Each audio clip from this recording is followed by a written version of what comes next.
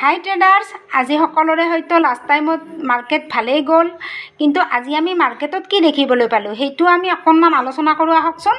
Market আমাৰ open হৈয়ে নিফটিত first 5 মিনিটৰ কেণ্ডেলডালেই বহুত ডাঙৰ বনালে, প্ৰায় 100 পইণ্ট মানৰ ওচৰত বনালে।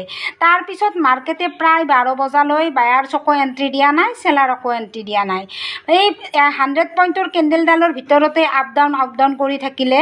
তাৰপিছত আমি যদি এই আপকেইটা আৰু ডাউনকেইটা যদি আমি এডাল ট্ৰেণ্ড লাইনেৰে আমি সংযোগ কৰোঁ, তেতিয়া আমি দেখিবলৈ পোৱা যায় এটা সম্পূৰ্ণ ত্ৰিভুজৰ দৰে হৈছে। আৰু মাৰ্কেটত যেতিয়া এই ত্ৰিভুজ আকৃতিৰ এই ট্ৰেণ্ডটো বনায়, তেতিয়া আমি এইটো চিমেট্ৰিকেল ট্ৰেংগল পেটাৰ্ণ বুলি কওঁ। তাৰে পিছত এই মাৰ্কেটত এই পেটাৰ্ণটো দেখিলে আমি যোনফালে মাৰ্কেটে ব্ৰেকআউট দিয়ে, আপত দিয়ে বা ডাউনত দিয়ে, সেইফালে আমি মাৰ্কেটত এণ্ট্ৰি কৰাৰ এটা ছিগনেল দেখা পাওঁ। এই প্ৰথম কেণ্ডেলডাল যেতিয়া মাৰ্কেটে ব্ৰেকআউট দিব, তেতিয়া প্ৰথম কেণ্ডেলডাল কিন্তু সম্পূৰ্ণ ত্ৰিভুজটোৰ বাহিৰত ইণ্ড হ'ব লাগিব। তাৰে পিছত নেক্সট কেণ্ডেলডাল বাহিৰতে আৰম্ভ হৈ বাহিৰতে শেষ হ'ব লাগিব। তাৰে পিছত আমি এটা এণ্ট্ৰি পইণ্ট থাৰ্ড কেণ্ডেলডালত দেখিবলৈ পাওঁ।